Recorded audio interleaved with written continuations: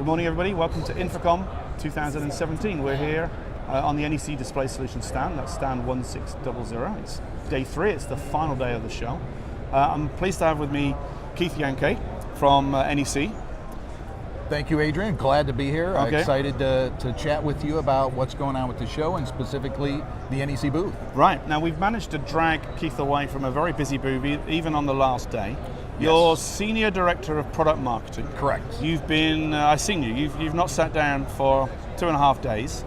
Correct. Always busy with customers, always explaining stuff. Yes. I mean, how many, you've got a record here, I think, with the number of partners you've got on the NEC stand. It's 48, 49 Correct, partners. yeah, 48 partners. So that's part of what we believe in is from a solutions company, it's not just about displays, it's bringing our other key partners in that we work with to provide the other components to those solutions. So there's a number of your partners put a person on the booth as well, but of course, but then they bring their customers in. Correct, yeah, so it's great. It's a win-win all over. I don't understand why, you probably don't want more people to do it, but I don't understand why more exhibitors in the display space. Shush, Chris, cross that bit. Yeah. But there's, it's a fantastic thing because all the time we're seeing Peerless AV and Milestone AV and N-Plug, and they're all over the place, and the Stuart Film Screen. Yes, it's true, and it really shows that when customers come into our booth, we don't have to send them, let's say, to a mount company or to a screen company or to a computing company or a CMS company. We can talk about that entire solution here because we're showing it and we're bringing in the partners. And one of the big things at this particular stand, 1600,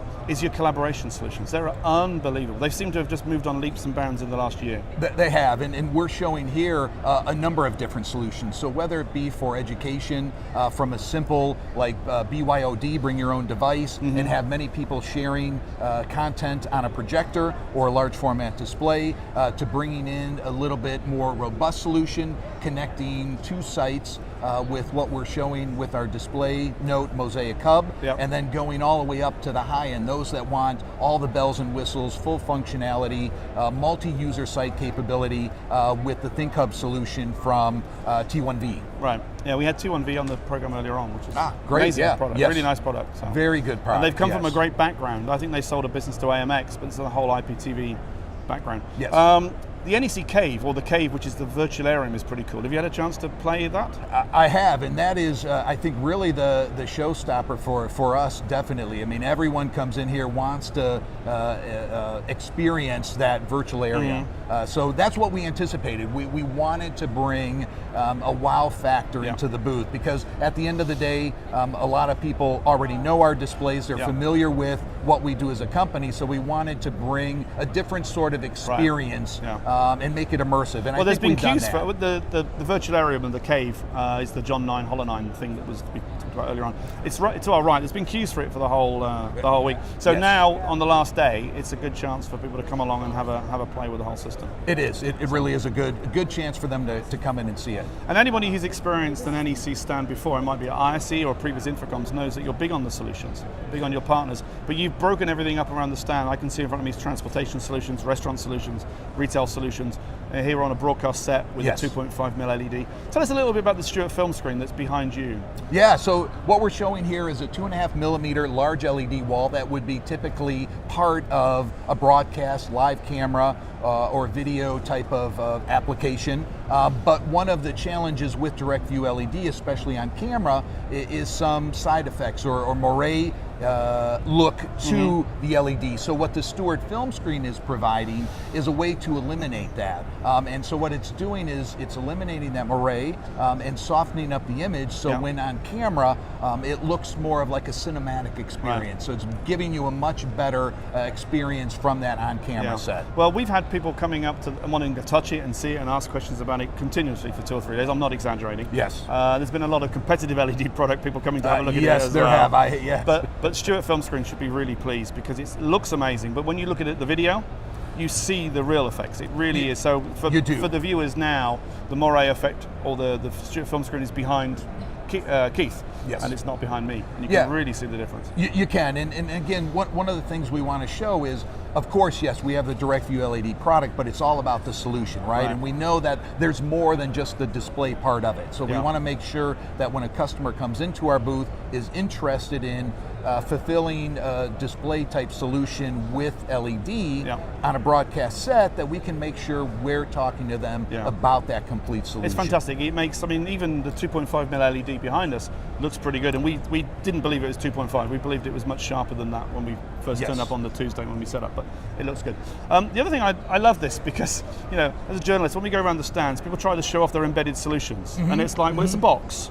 It might be an OPS box or a little bot or a Raspberry Pi. How do you show off your embedded solutions here? Because you're big on embedded solutions. We are. You know, we were the first display manufacturer to incorporate OPS technology, that slot capability Yep. into our displays a number of years ago. We now have that capability across our product lines. So whether it be projectors, large format displays, and even some of our desktop displays, we have that capability to add the OPS. How we treat it differently is we believe and provide, again, more than computing solutions around that. So we do have a number of computing solutions from a good, better, best type situation. So based on what sort of computing performance the customer needs, again, we can guide them into the right solution that meets their needs They're on for display? their application. Yes, they are on display. In fact, we're showing, we have a wall dedicated to embedded solutions. Okay. So we're showing 3 different OPS solutions, again, in that good, better, best. Yeah. We have an Intel Celeron, we're showing a Bright Sign OPS Right. player, and then we have our high-end Intel i7 Right. for those that want the best video performance, Yeah. utilizing the most memory, the best CPU Yeah. processing power. So we're showing that on the embedded wall. And Raspberry Pi? And Raspberry Pi, yeah. So our latest V and P series large format displays include the OPS slot, but we've also taken it to the next step. We've added Raspberry Pi. Yeah, you've got a compute module which takes a Pi 3. Exactly, yeah. So it's a great solution for those that are looking at maybe one display or that entry level type of signage applications. So it's a low cost solution, but it's more robust compared to a typical proprietary SoC type solution. Right, for sure. And it's upgradable.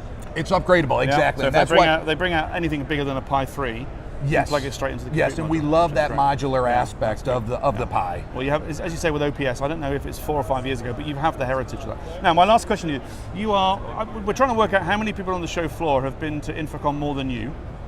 There may be a few, Yes. but 20 years. 20 years. So, yeah, this was when NSCA did the first show, probably.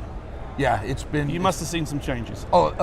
Definitely changes. I mean, going back to 3-gun CRT days, large data monitors. CRT. Yes, so CRT, yeah. Cathode So- ray tubes. Yes, cathode ray tube projectors, as well as large data monitors. So Right. lugging around 200, 300 pound, 27 inch and like 37, 39 inch Can you remember the displays. first one, the first Infocom you went to? It wouldn't have been in Florida or Vegas. It would have been an Anaheim or something. I want to say the first one was probably either, it might have been LA, so Really? Los Angeles, Okay, so many, in many Anaheim years or ago. something. Yes, Wow. yes. Okay. You must look back on this with some fondness, I would have thought, of where it's gone. And It's been a great experience to see the changes, not only within the company, but also within this overall industry. Right. Good. Keith, thanks for coming on the show. Adrian, great. Thank you for having me.